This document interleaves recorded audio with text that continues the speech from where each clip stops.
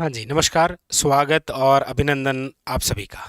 आज हम जिस विशेष सेशन के बारे में चर्चा करेंगे, वो है आपके राजस्थान के अंदर राजस्थान लोक सेवा आयोग।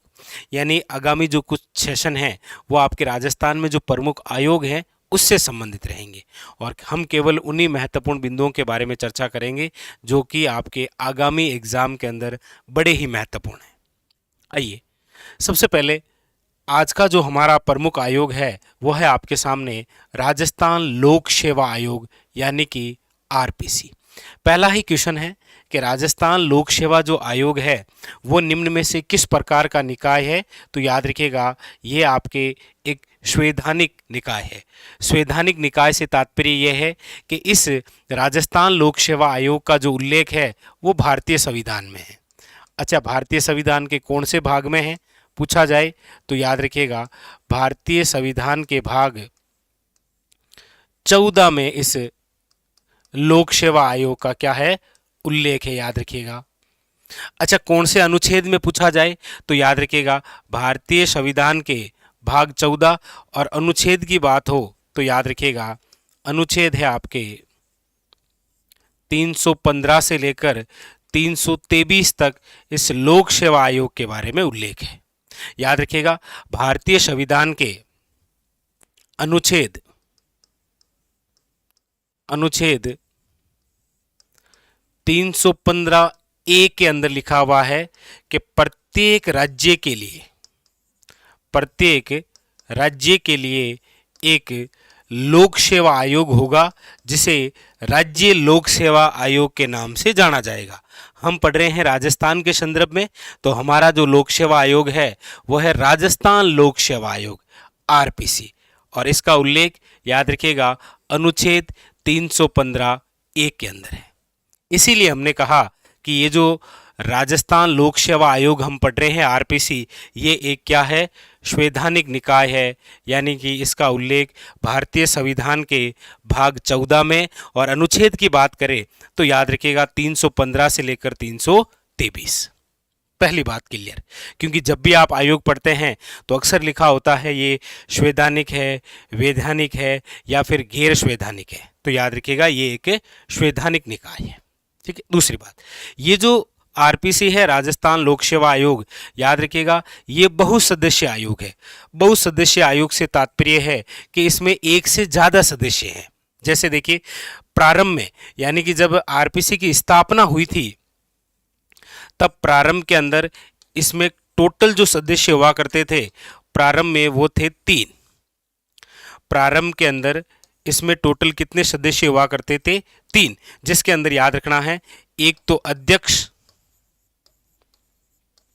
एक अध्यक्ष और 2 सदस्य, यानी कुल कितने सदस्य, याद रखिएगा प्रारंभ में 3। लेकिन वर्तमान के संदर्भ में जब हम बात करते हैं कि ये जो आरपीसी बहुसदस्यीय आयोग है, वर्तमान के अंदर टोटल इसमें याद रखिएगा 8 सदस्य हैं। टोटल कितने सदस्य हैं, 8, जिसके अंदर एक अध्यक्ष होता है और बाकी 7 अन्य। एक अध्यक्ष और 7 सदस्य, यानी कि टोटल कितने, वर्तमान के संदर्भ में पूछे तो याद रखिएगा 8 सदस्य, लेकिन प्रारंभ के अंदर इसके अंदर कितने थे, 3 सदस्य। इसीलिए आप पढ़ते हैं कि ये जो आरपीसी है, ये जो राजस्थान लोक सेवा आयोग है, ये एक प्रकार का, किस प्रकार का आयोग है, याद रखिएगा बहुसदस्यीय आयोग। उसके अलावा याद रखिएगा ये जो आरपीसी है, ये आपके एक सलाहकारी आयोग है। ये भी एक अच्छा फैक्ट है। सरकार को ये सलाह देती है कि इस पद पर इतने पद खाली हैं जिसकी आपको नियुक्ति करनी है। ठीक है। तो याद रखिएगा ये एक प्रकार का क्या है, सलाहकारी आयोग, सरकार को ये सलाह देती है। तो 3 महत्वपूर्ण बिंदु है कि हम जो राजस्थान लोक सेवा आयोग पढ़ रहे हैं आरपीसी, ये एक संवैधानिक निकाय है, ये एक बहुसदस्यीय आयोग है, और इसके अलावा याद रखिएगा ये एक प्रकार का सलाहकारी आयोग है, सलाह देता है सरकार को। ठीक है। नेक्स्ट, अगली बात है कि हम ये जो आरपीसी पढ़ रहे हैं इसका गठन कब हुआ, राजस्थान लोक सेवा आयोग का गठन कब हुआ। देखिए, गठन से संबंधित 2 बड़ी महत्वपूर्ण बातें हैं। एक तो ये क्वेश्चन आ जाता है कि आरपीसी के गठन का अध्यादेश कब जारी हुआ। और एक आ जाता है कि आरपीसी की स्थापना कब हुई। दो महत्वपूर्ण बिंदु, एक तो आरपीसी के गठन से संबंधित अध्यादेश, तो याद रखिएगा अध्यादेश जो आया वो आया आपके 16 अगस्त 1949 को, लेकिन आरपीसी के गठन यानी कि जो स्थापना हुई थी वो है आपके 20 अगस्त 1949 को, याद रखिएगा। ठीक है, तो पूछा जाए आरपीसी के गठन से संबंधित अध्यादेश कब आया था, 16 अगस्त 1949 को, और आरपीसी की स्थापना कब हुई, तो याद रखिएगा 20 अगस्त 1949। ठीक है, तो स्थापना 20 अगस्त और अध्यादेश आया था 16 अगस्त को। लेकिन आपको पता हो तो हमारे राजस्थान के अंदर आजादी से पूर्व लोक सेवा आयोग हुआ करते थे। कौन कौन सी रियासतों में, ये एक बहुत ही महत्वपूर्ण फैक्ट है कि आज जिस प्रकार हम देखते हैं कि हमारे राजस्थान के अंदर राजस्थान लोक सेवा आयोग है, लेकिन हमारे राजस्थान यानी कि राजपूताना के अंदर आजादी से पूर्व भी 3 ऐसी रियासतें थी जहां पर लोक सेवा आयोग की व्यवस्था थी। कितनी रियासतों में, याद रखिएगा 3 रियासतें। कौन कौन सी 3 रियासतें हैं जहां पर आजादी से पूर्व लोक सेवा आयोग हुआ करते थे, तो देखिए एक तो है आपके जोधपुर, ठीक है, एक है आपके याद रखिएगा जयपुर, और एक है आपके बीकानेर। बड़ा ही महत्वपूर्ण बिंदु, आजादी से पूर्व राजपूताना की या फिर राजस्थान की कितनी रियासतों में लोक सेवा आयोग हुआ करते थे, 3। कौन कौन सी रियासतें, जोधपुर, जयपुर और याद रखिएगा बीकानेर।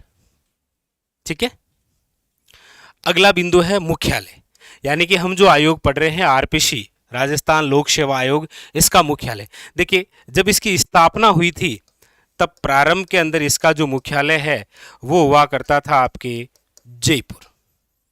प्रारंभ के अंदर आरपीसी का जो मुख्यालय है वो कहाँ हुआ करता था, जयपुर। लेकिन फिर 1956 के अंदर सत्यनारायण राव समिति, कौन सी, सत्यनारायण जो राव समिति है, इस सत्यनारायण राव समिति के तहत आरपीसी का जो मुख्यालय है वो जयपुर से बदलकर अजमेर कर दिया गया, जो वर्तमान में आज भी अजमेर ही है। याद रखिएगा अजमेर घुंगरा घाटी। ठीक है, ये और बड़ा महत्वपूर्ण बिंदु है आपके किससे संबंधित, मुख्यालय से। बस इसी प्रकार से पढ़ना है सारे आयोग। जैसे सबसे पहले ये किस प्रकार का निकाय है, संवैधानिक। ये किस प्रकार का आयोग है, बहुसदस्यीय। ये एक सलाहकारी आयोग है। ठीक है, उसके बाद में फिर गठन से संबंधित अध्यादेश कब आया और स्थापना कब हुई, 2 अलग अलग बिंदु हो गए।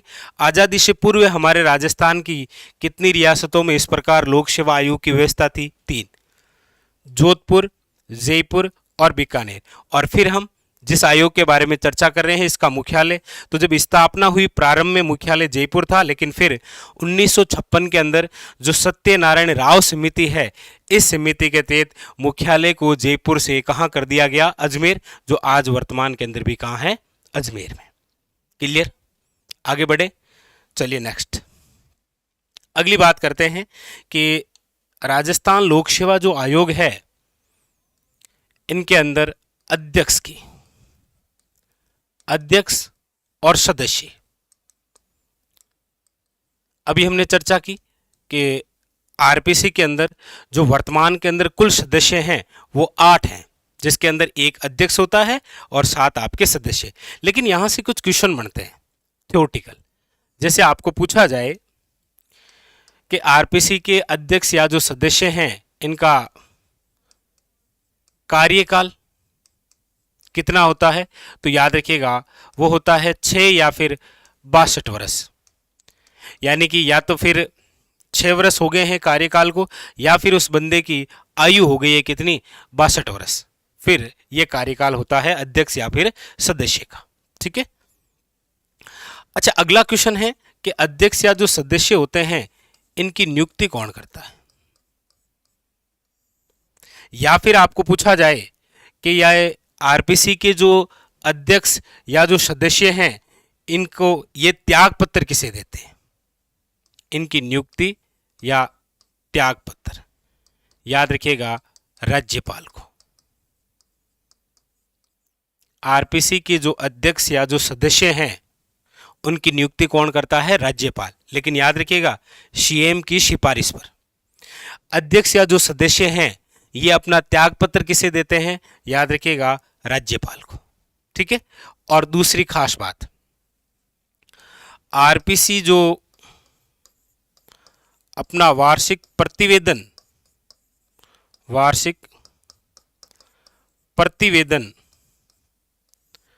प्रस्तुत करती है, किसे प्रस्तुत करती है, तो भी याद रखिएगा राज्यपाल को। यहां से ये इंपॉर्टेंट थ्योरेटिकल क्वेश्चन बनता है, याद रखिएगा मुख्यमंत्री की सिफारिश पर राज्यपाल अध्यक्ष और सदस्य की नियुक्ति करता है। अध्यक्ष और जो सदस्य हैं वो यदि अपना त्यागपत्र देंगे तो किसे देंगे, राज्यपाल को। आरपीसी यदि अपना पूरा वार्षिक प्रतिवेदन प्रस्तुत करेगा तो किसे, याद रखिएगा राज्यपाल को। ठीक है। और अध्यक्ष हो या सदस्य, इनका जो कार्यकाल है वो आपके 6 या 62, जो भी इन दोनों में से पहले हो। ठीक है। अगली बात है आरपीसी के प्रथम अध्यक्ष कौन बने थे।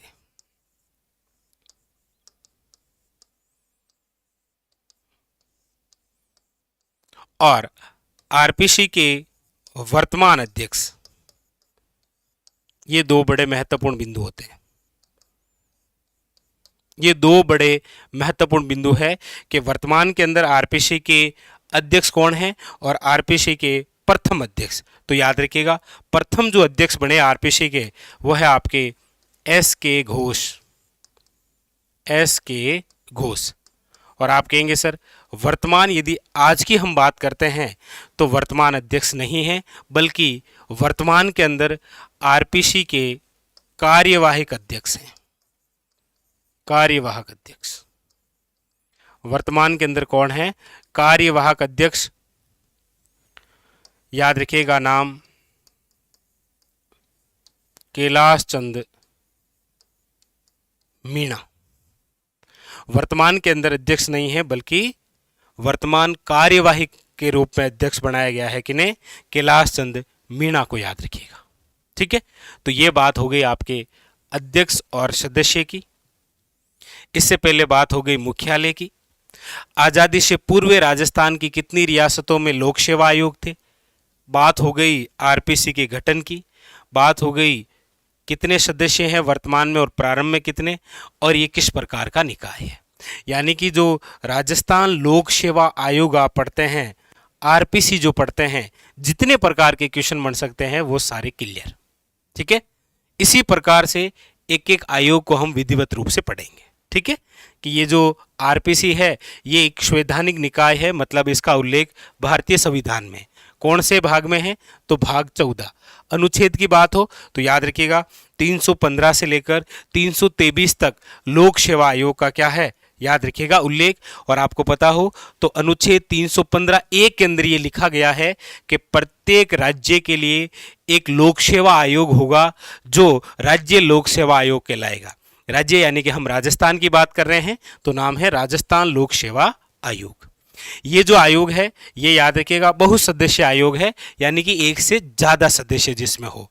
प्रारंभ के अंदर 3 सदस्य थे, 3 मतलब एक तो अध्यक्ष और 2 सदस्य। वर्तमान के अंदर 8 टोटल सदस्य हैं, जिसमें 1 अध्यक्ष और 7 सदस्य। ठीक है। अध्यक्ष सहित हैं 8 सदस्य, याद रखिएगा। फिर उसके बाद में हमने पढ़ा इसके गठन का जो अध्यादेश है वो 16 अगस्त 1949 को आया, लेकिन स्थापना याद रखिएगा वेरी वेरी इंपॉर्टेंट 20 अगस्त 1949 को।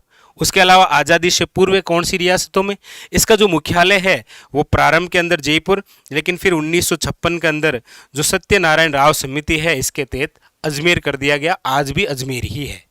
ठीक है। और फिर अगली बात अध्यक्ष और सदस्य का कार्यकाल, नियुक्ति, त्यागपत्र किने और आरपीसी के प्रथम अध्यक्ष कौन। और फिर हमने वर्तमान अध्यक्ष की बात की, लेकिन आपको पता है आज की यदि हम चर्चा करें तो अभी कार्यवाहक अध्यक्ष है कौन, कैलाश चंद मीणा। ठीक है। इससे पहले जो अध्यक्ष हुआ करते थे वो थे आपके संजय छोत्री। ठीक है, चलिए, तो ये था आज का हमारा सेशन। आशा उम्मीद है कि आपको बड़े अच्छे से समझ में आ गया और आपने अपनी कॉपी के अंदर इसी प्रकार से नोट डाउन भी कर लिया। चलिए, आज के लिए इतना ही, मिलते हैं अगले सेशन में, तब तक के लिए धन्यवाद।